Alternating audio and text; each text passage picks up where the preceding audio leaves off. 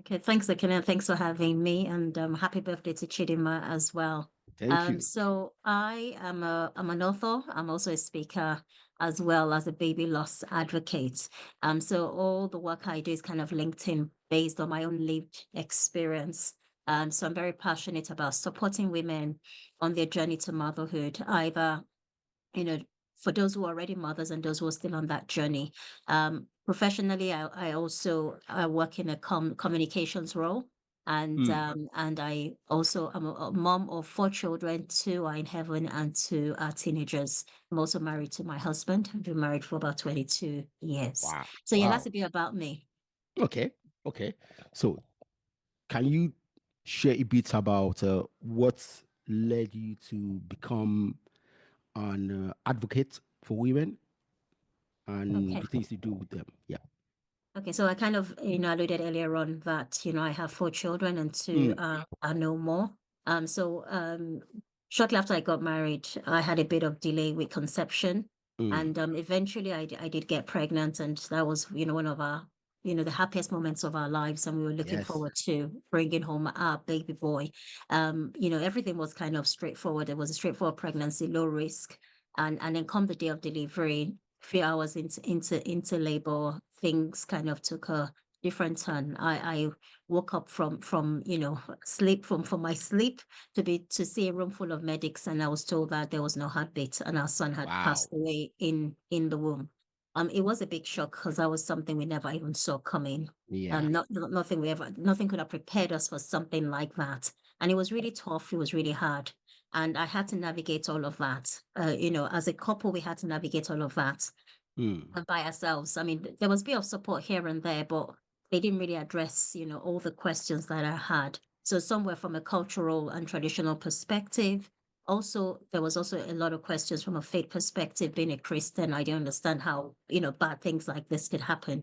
Yeah. Also, I mean, medically speaking, there was negligence from the hospital, but we can't say 100% that would have changed the outcome, but you just never know. So yeah, there was also dealing with that, that if maybe things had been done differently, or they had attended to me much earlier, or they had brought the baby much earlier and actually realized that the baby was in distress, Yeah. the outcome would have been different. So I had to navigate all of that. And most of that was done, alone with my husband. And I just began to think that, you know what, no one is talking about this, I mean, I only got to know things like this even happened when people came to visit. And then some of my aunties would say, oh, this happened to me. My mom also said she had a couple of miscarriages, but that was things that were never discussed prior to, Mm. this experience.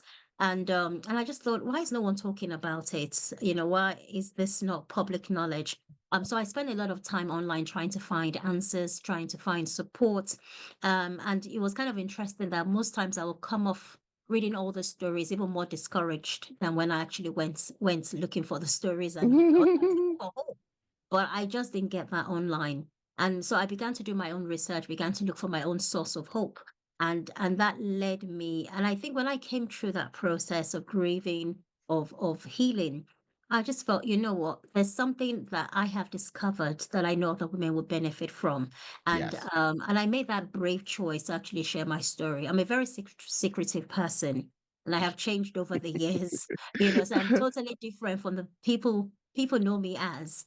Yeah. Personally, I'm a very private person, but I've had to share my story, Yes. open up my journey so that no woman walks this journey alone. And that's kind of what led me into supporting other women on this journey. And I feel that it's so important that these conversations are had. I mean, it's nearly 20 years since my first loss. Yes. And even still now, we are still saying there just isn't enough conversations around this topic. There's still a Yes. lot of stigma and shame attached to infertility and baby loss and miscarriage. And 20 years on, I don't think there's been a shift, but we still have a long way to go. And I think that's why it's important that we have these conversations. Yeah. Yeah. You see, losses like yours affect a lot of women.